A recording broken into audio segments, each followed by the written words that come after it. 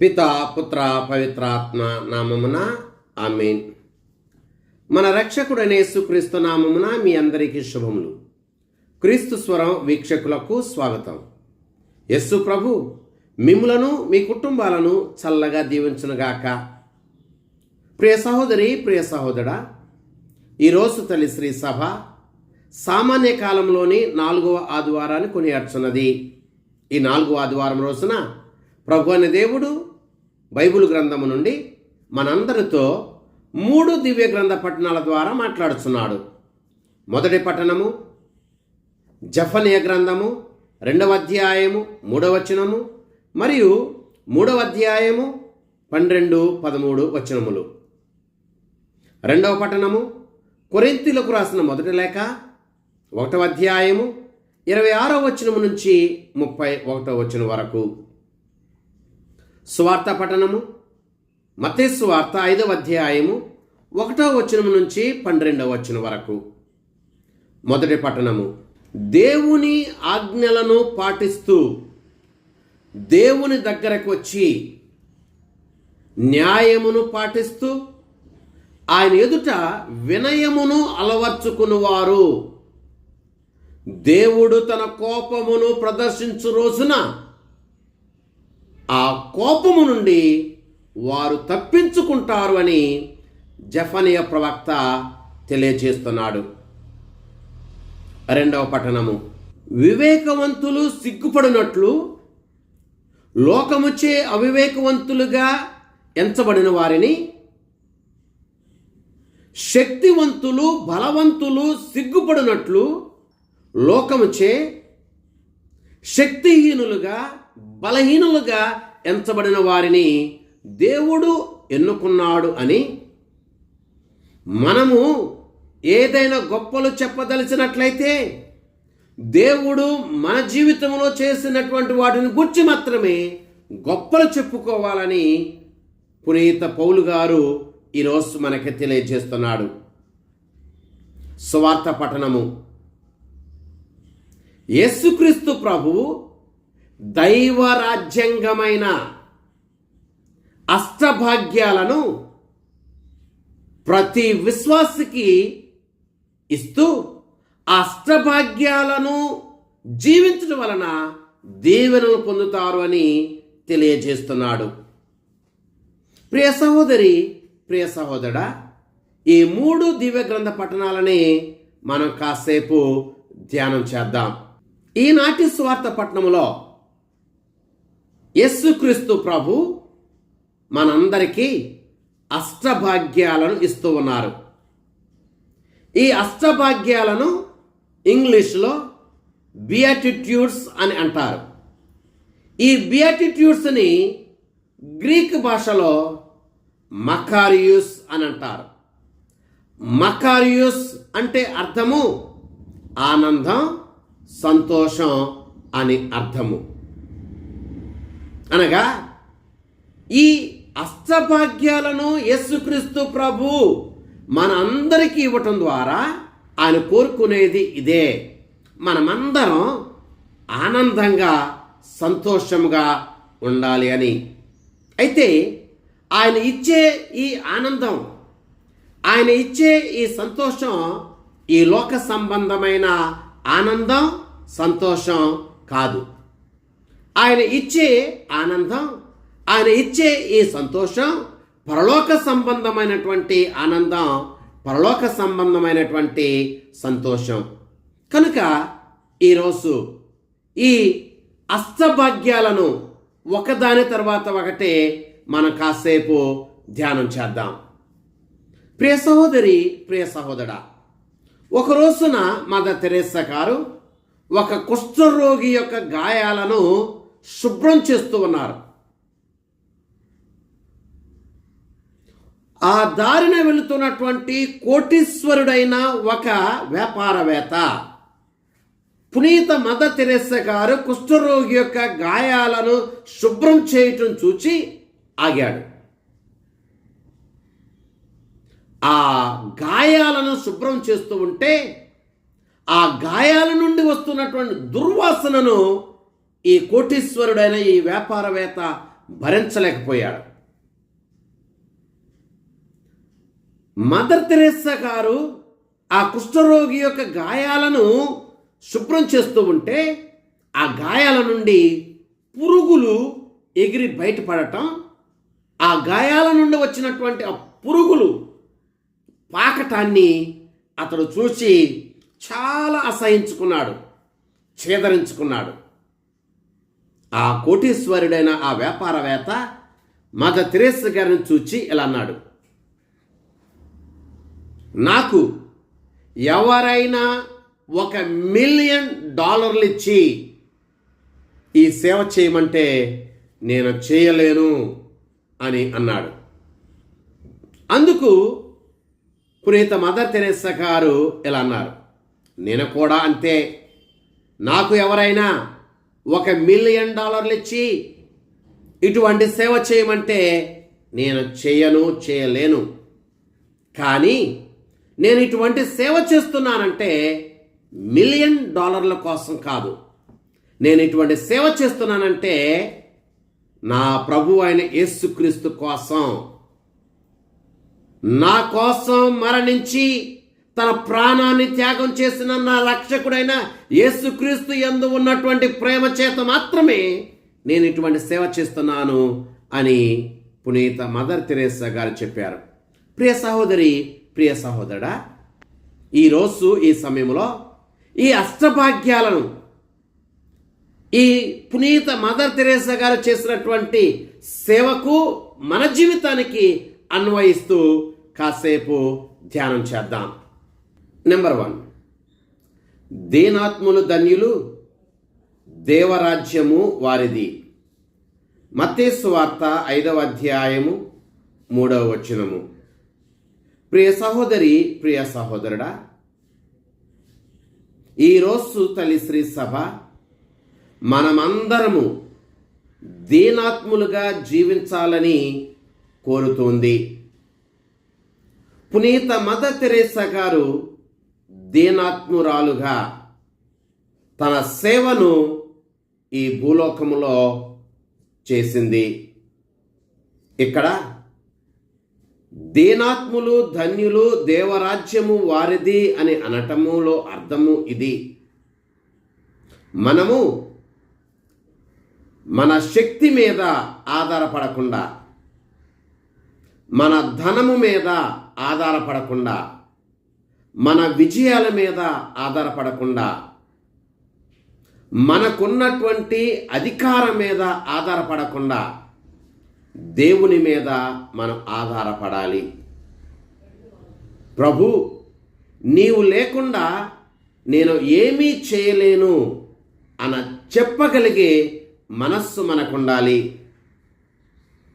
ప్రభువు మీద ఆధారపడి, ప్రభువు మీద ఆనుకుని మనం జీవించాలి. అప్పుడు మాత్రమే మనము ధన్యులం. ఉదాహరణకు, ఖాళీగా ఉన్నటువంటి సీసాను మాత్రమే మనము నీటితో నింపగలం. నిండుగా ఉన్నటువంటి సీసాలో ఒక చుక్క నీరు కూడా మనం పోయలేం. ఎందుకంటే ఆ సీసాలో నీరు ఉంది కాబట్టి. అలాగే మనము గర్వముతో, అహంకారముతో జీవిస్తూ శక్తి మీద, సామర్థ్యం మీద, అధికారం మీద, విజయాల మీద ఆధారపడి జీవిస్తే మన జీవితంలో దేవునికి చోటు ఉండదు. మన హృదయం దేవునితో నింపబడదు. కనుక మనము దేవుని మీద ఆధారపడి జీవించాలి. యాకోబు గారు రాసినటువంటి లేఖ 4వ అధ్యాయం 6వ వచనంలో దేవుడు గర్వాత్ములను పడద్రోసి దీనులను లేవనెత్తును అని అంటున్నాడు. కనుక దీనాత్ములుగా జీవిద్దాం.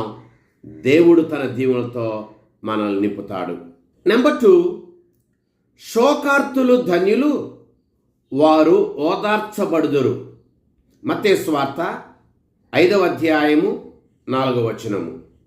ప్రియ సహోదరి, ప్రియ సహోదరుడా, శోకార్తులు ధన్యులు, వారు ఓదార్చబడతారు అని ప్రభు అంటున్నాడు. అంటే మనం ఎప్పుడు శోకిస్తూనే ఉండాలి అని అర్థం కాదు, లేక మన జీవితంలో దేవుడు శోకాన్ని ప్రోత్సహిస్తున్నాడు అనే కూడా అర్థం కాదు.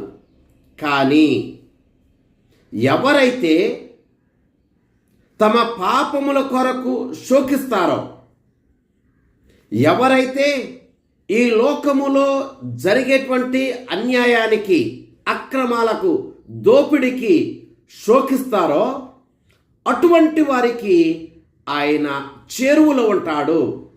అటువంటి వారికి ఆయన చేరువలో ఉండి దీవిస్తాడు. కీర్తన గ్రంథము 34వ కీర్తన 18వ వచనము. విరిగి నలిగిన హృదయాలకు ప్రభువు చేరువలో ఉండును అని పునీత మదర్ తెరేసా గారు కూడా ఈ లోకములో ప్రజలు అనుభవించేటువంటి వ్యాధులు గూర్చి, బాధల గూర్చి, ఈ లోకములో ఉన్నటువంటి పేదరికం గూర్చి ఆమె నిత్యము శోకిస్తూ తన సేవను కొనసాగించింది. నెంబర్ 1, సమూయేలు మొదటి గ్రంథము 1వ అధ్యాయము 6వ వచనము నుంచి 18వ వచనం వరకు మనం చదివితే, అన్న సంతానము కొరకు ఆమె నిత్యము శోకించింది. ఆమెకి దేవుడు చేరువలో ఉండి ఆమె మొరను ఆలకించి సంతాన భాగ్యమును దయచేశాడు. నెంబర్ 2, దావీదు. కీర్తన గ్రంథము 51వ కీర్తనలో దావీదు తాను చేసినటువంటి పాపములకు శోకిస్తూ ప్రభుని క్షమాపణను అర్థించాడు. నెంబర్ 3, మరియా మార్తమ్మలు. యోహాను సువార్త 11వ అధ్యాయము 17వ వచనము నుంచి 35వ వచనం వరకు మనం చదివితే, తమ కుటుంబములో సోదరుడైనటువంటి లాజరు చనిపోయినప్పుడు మరియా మార్తమ్మలు శోకించారు. ప్రభువు లాజరు సమాధి దగ్గరికి వెళ్ళి లాజరుని జీవంతో లేపాడు. నెంబర్ 4, నయీను ఊరిలో ఉన్న వితంతువు.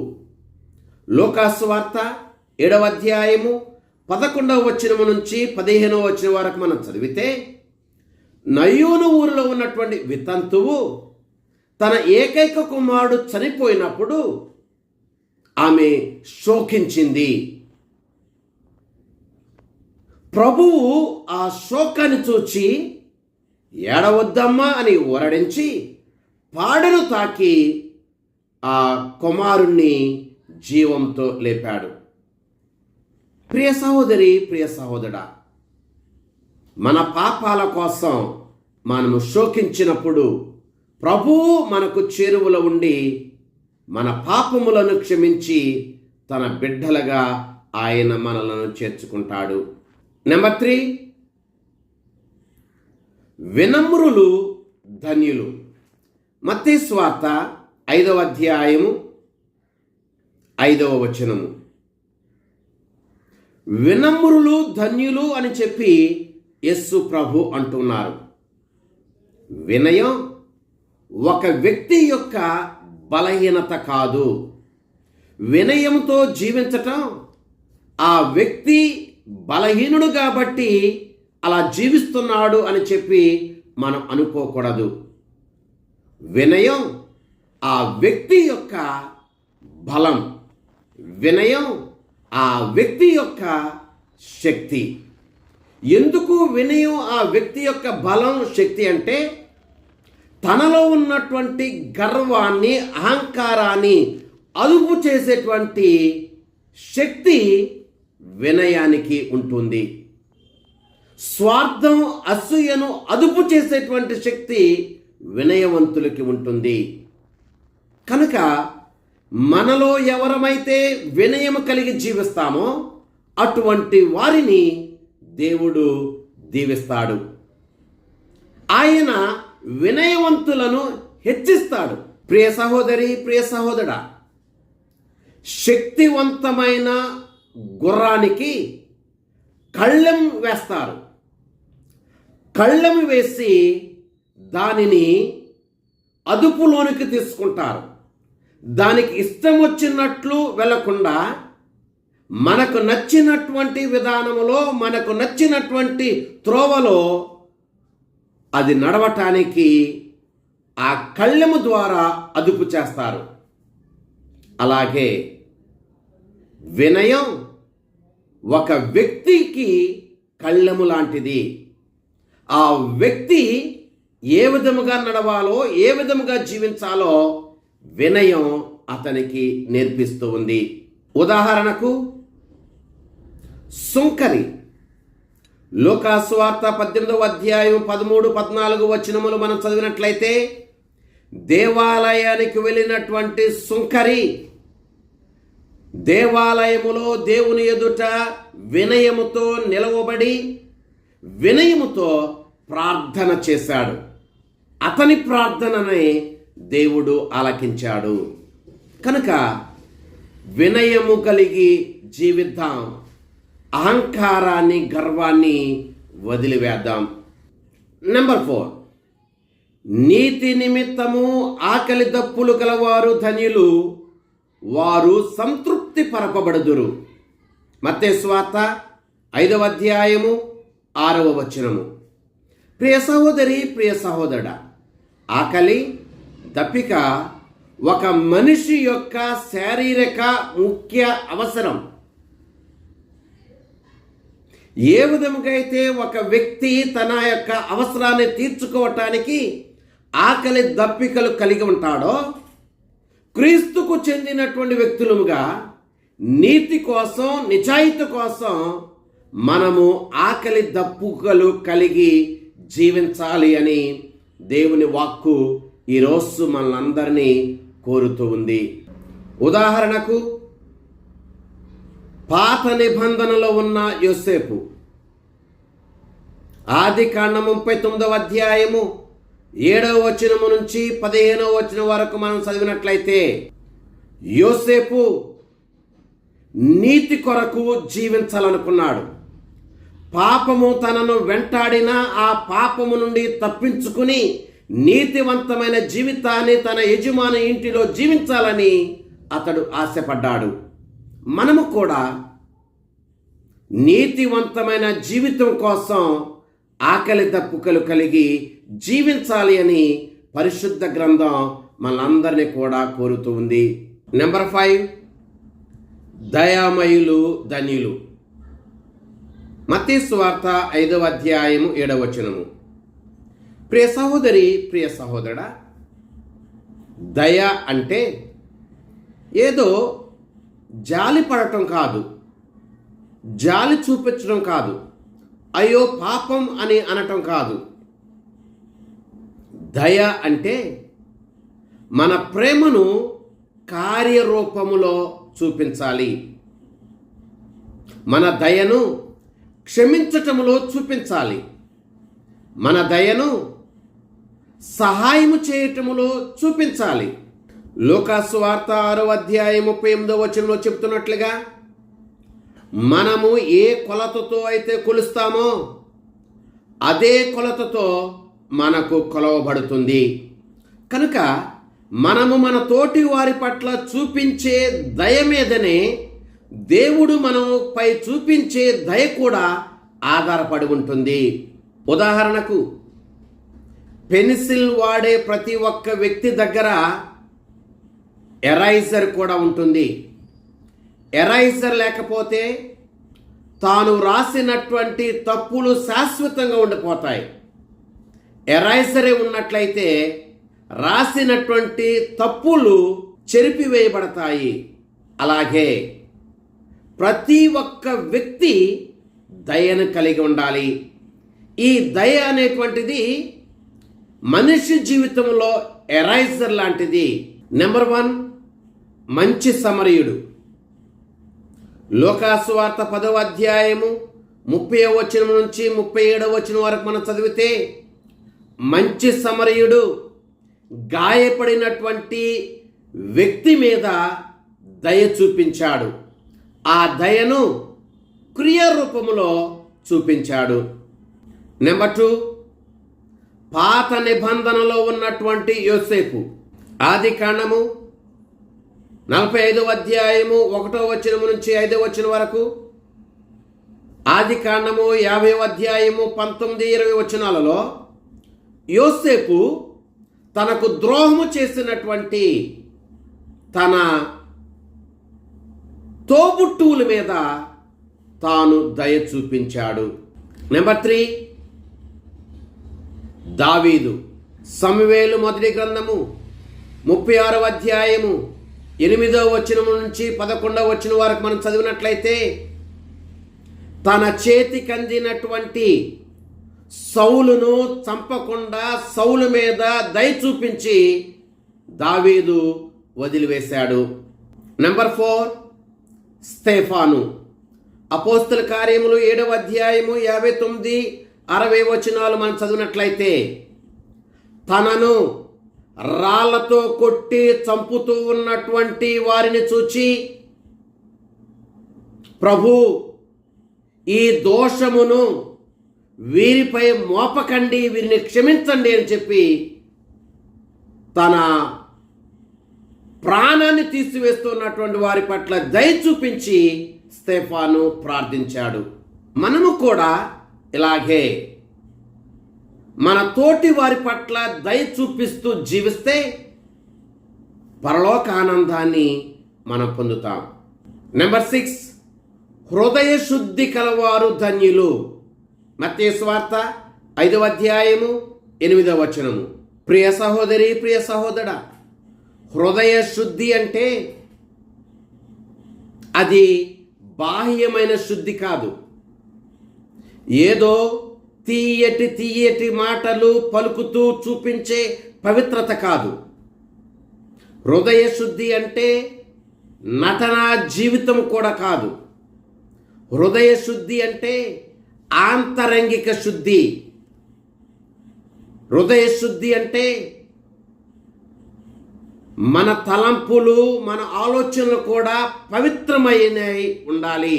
మత్తయి సువార్త 7వ అధ్యాయము 21వ వచనం నుంచి 23వ వచనం వరకు మనం చదివినట్లయితే సకల దోషములు, సకల పాపములు హృదయాంతరంగము నుండి వెలువడతాయి అని చెప్పి యేసు ప్రభు అన్నాడు. అటువంటి హృదయం శుద్ధిగా ఉండాలి.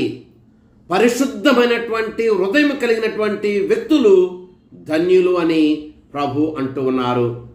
నెంబర్ 1, యోబు. యోబు గ్రంథము 1వ అధ్యాయము 1 మరియు 8 వచనములు మనం చదివినట్లయితే యోబు హృదయ శుద్ధి కలిగి జీవించాడు. మనము కూడా యోబులాగా హృదయ శుద్ధి కలిగి జీవించాలి.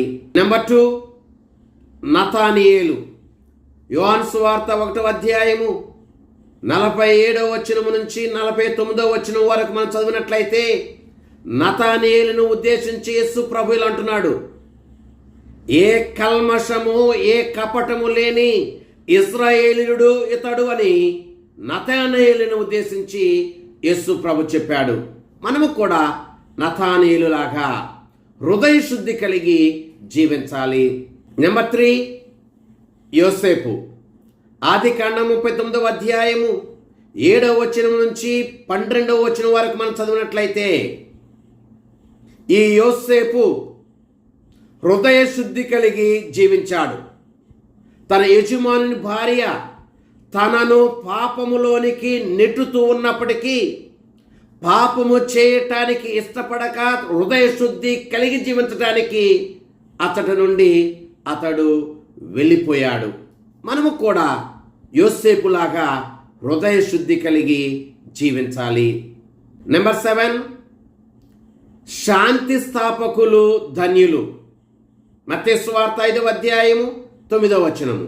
ప్రియ సహోదరి, ప్రియ సహోదరా, శాంతి స్థాపకులు గొడవలు, యుద్ధములు రాకుండా ఆపకపోయినప్పటికీ వచ్చినటువంటి ఆ గొడవలలో, ఆ సమస్యలలో వాటిని తొలగించేసి ఇద్దరు వ్యక్తుల మధ్య కానీ, ఇరు కుటుంబాల మధ్య కానీ, ఇరు దేశాల మధ్య కానీ మరలా ఆ శాంతిని, ఆ సమాధానాన్ని, ఆ ఐక్యతను, ఆ ప్రేమను నెలకొల్పు వారే ఈ శాంతి స్థాపకులు. ప్రియ సహోదరి, ప్రియ సహోదరుడా, ఒక నది ఇరు ప్రక్కల 2 గ్రామాలు ఉండేవి. ఈ 2 గ్రామ ప్రజలు కూడా నిత్యము ఒకరినొకరు దూషించుకుంటూ, విమర్శించుకుంటూ, గొడవ పడుతూ ఉండేవారు. చాలా కాలం గడిచింది. కొంతకాలానికి ఒక వ్యక్తి వచ్చి ఆ నదికిని ఒక వంతెన నిర్మించటానికి ప్రయత్నం చేశాడు. ఆటంకాలు వచ్చాయి, అవరోధాలు వచ్చాయి, చాలా కాలం పట్టింది, సమస్యలు వచ్చాయి.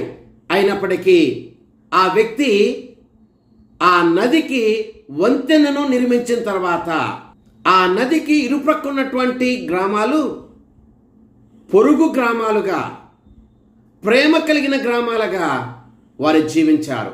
వారి బంధాలు చాలా బలముగా స్థిరపడ్డాయి. నెంబర్ 1 అబ్రహాము. ఆదికాండము 13వ అధ్యాయము 8-9 వచనములు. ఆస్తి పంపకము జరగవలసి వచ్చినప్పుడు సమస్య ఏర్పడుతుంది అని తలంచినటువంటి అబ్రహాము ఆ సమస్యను పరిష్కారం చూపిస్తూ, శాంతిని కోరుకుంటూ తాను ఆ సమస్యకి పరిష్కారాన్ని చూపించాడు. మనము కూడా సమస్యలు వచ్చినప్పుడు ఆ సమస్యను రెట్టింపు చేయకుండా, 2 కుటుంబాలను విడగొట్టకుండా, కుటుంబములో చిచ్చు పెట్టకుండా శాంతి స్థాపకులుగా మనం జీవించాలి.